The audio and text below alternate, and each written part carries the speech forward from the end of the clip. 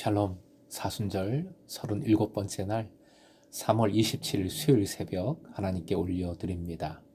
함께 찬송가 298장 부르십니다.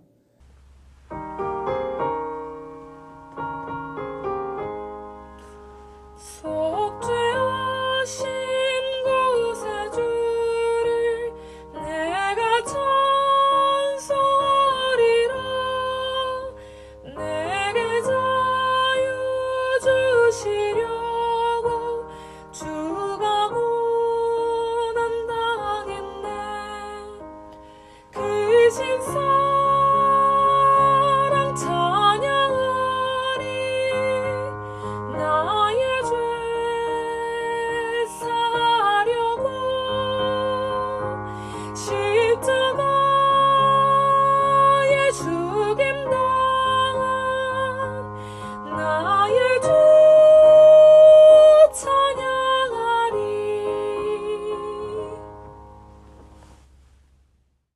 오늘 말씀은 마태복음 27장 20절에서 25절, 마태복음 27장 20절부터 25절까지의 말씀입니다. 함께 읽겠습니다. 대제사장들과 장로들이 무리를 권하여 바라바를 달라하게 하고 예수를 죽이자 하게 하였더니 총독이 대답하여 이르되 둘 중에 누구를 너희에게 놓아주기를 원하느냐? 이르되 바라바로소이다. 빌라도가 이르되 그러면 그리스도라 하는 예수를 내가 어떻게 하랴? 그들이 다 이르되 십자가에 못 박혀야 하겠나이다. 빌라도가 이르되 어찌미냐? 무슨 악한 일을 하였느냐? 그들이 더욱 소리질러 이르되 십자가에 못 박혀야 하겠나이다 하는지라. 빌라도가 아무 성과도 없이 도리어 밀란이 나려는 것을 보고 물을 가져다가 무리 앞에서 손을 씻으며 이르되 이 사람의 피에 대하여 나는 무죄하니 너희가 당하라. 백성이 다 대답하여 이르되 그 피를 우리와 우리 자손에게 돌릴지어다 하거늘. 오늘의 기도 제목, 예수님처럼 책임지게 하소서. 예수님처럼 책임지게 하소서. 고집을 부리다 후회로 자살한 가룟 유다의 모습에서 우리의 모습을 성찰했습니다. 본문에서 비슷한 사람을 또 만나게 됩니다. 바로 빌라도입니다. 빌라도 하면 일단 어떤 생각이 드십니까? 저는 참 불쌍합니다. 매주일 세계 각지 교회에서 예배 때마다 사도신경을 고백합니다. 그때마다 수많은 사람들의 입에서 빌라도의 이름이 불려지면서 욕을 먹고 있으니 말입니다. 왜 빌라도는 그토록 잘못한 것일까요? 뭘 그리 잘못했을까요? 예수께서 고난받고 십자가에 별세하시는데 큰 역할을 한 악인들이 더 많은 것 같습니다. 어제의 가룟 유다가 그렇지 않습니까? 더 직접적인 역할을 했습니다. 하지만 그의 이름은 사도신경에 나오지 않습니다. 대제사장들, 장로들, 서기관들, 바리새인들 큰 역할을 했습니다. 역시 그들도 거론되지 않습니다. 무엇보다 예수님을 매질하고 십자가에 직접 못 박은 군인들이 있지요. 그들도 거론되지 않습니다. 그런데 왜 빌라도만 그렇게 이름이 명시되어 있을까요? 그 이유가 오늘 본문에 잘 나타납니다. 결론적으로 말씀을 드리면 같이 읽어보죠. 화면 보시고 함께 읽습니다. 책임과 회피. 첫 번째 이유는 책임입니다. 당시 총독의 고난은 대단한 것이었습니다. 당시 유대 총독은 유대인의 사형 집행권을 가지고 있었습니다. 그래서 사내들인에서 사형 판결을 내리고 빌라도에게 넘긴 것입니다. 또 사내들인 공의회 같은 지방 법원의 결정을 변경할 수도 있습니다. 그리고 대제사장의 임명권을 비롯한 군사, 사법, 종교를 두루 관장하는 절대 권력을 총독이 가지고 있었습니다. 절대 권력 참 좋은 거죠. 지난번 교단 총회에 처음 참석을 했어요. 총회장 나오는데 모든 총대들이 전부 일어나 환호성을 치면서 기립박수를 보냈습니다. 나중에 한 장로님이 하늘나라의 영광을 보는 듯하다 말하더군요. 그때 저는 왜 사람들이 그런 자리에 연연하는가 하는 것을 딱 알겠더라고요. 대접받고 인정받는 그 권력의 맛이 정말 달콤한 것입니다. 인간에게는 기본적으로 권력욕이 있습니다. 바벨탑 사건이 그것을 잘 보여줍니다.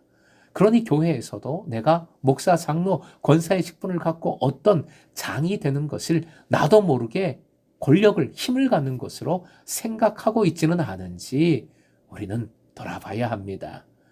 그런데 세상에 공짜가 없습니다. 그러한 권력에는 책임이 따릅니다. 권력을 가진 사람은 결정을 빨리 해야 합니다. 그래야 밑에서 일하는 사람들이 효과적으로 일할 수 있습니다.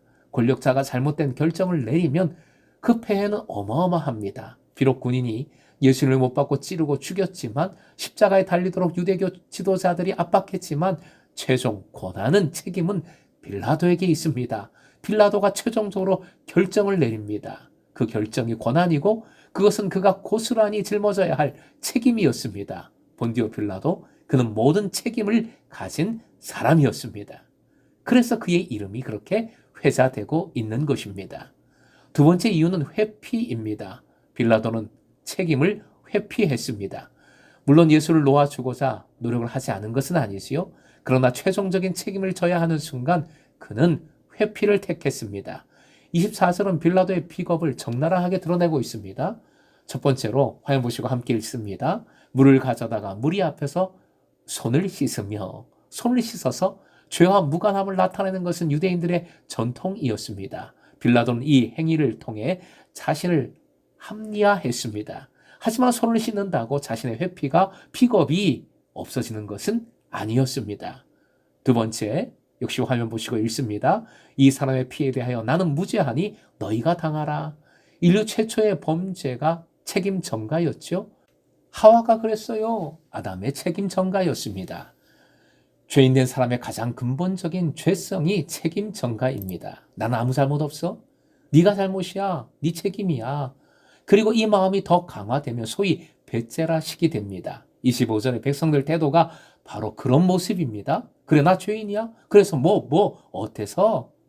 24절에서는 물이라고 표현이 되어졌는데 25절에서는 백성이라 하고 있습니다. 마태는 하나님의 백성이란 의미를 강조한 것입니다. 하나님의 백성이 하나님께 대하여 얼마나 강팍한지를 보여주고 있는 것입니다. 결국 바라바는 놓아주고 예수님은 넘겨주었습니다. 빌라도가 책임을 회피한 결과 죄인이 노임을 받고 죄 없으신 분이 죽음의 십자가에 넘겨진 것입니다. 마지막 질문을 합니다. 빌라도가 왜 책임을 회피했을까요? 바로 총독의 자리에 연연했기 때문입니다. 그런데 예수께서는 하늘의 자리를 포기하셨습니다. 모두가 책임을 지지 않을 때 예수께서 책임을 십자가로 짊어지셨습니다. 모두가 자기 권력만을 누리고자 할 때 예수님은 오히려 나는 섬기러 왔노라 하시며 대속의 죽음으로까지 섬기셨습니다. 반면 인간은 권력을 조금만 가지고 있어도 그 권력으로 횡포를 부립니다. 자기 욕심을 채우고자 합니다.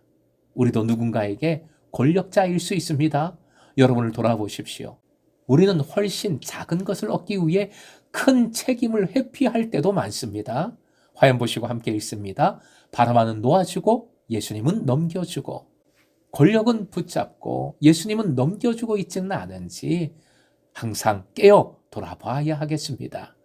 빌라도는 밀란이 나르는 것을 보았습니다. 사람들의 성난 모습을 본 것입니다. 빌라도는 사람은 보고 메시아는 보지 못했습니다. 그것이 빌라도가 책임을 회피한 가장 큰 패착이었지요. 사람을 이기는 믿음이 되십시오. 그래서 가장 소중한 예수님을 먼저 붙드시길 축복합니다. 예수 그리스도의 완전한 책임지심이 십자가이며 지금도, 아니 영원히 나를 책임지시는 사랑으로 역사하심을 깨달으십시오. 예수님처럼 그래서 나도 책임지는 사람이 되리라 결단하는 금성의 제자 되시길 주님의 이름으로 축원드립니다. 사순절 37번째의 결단, 화면 보시고 함께 읽습니다. 어떤 일이 있어도 십자가의 예수님을 붙들자. 회피하지 말고 책임질 것을 책임지자. 아멘.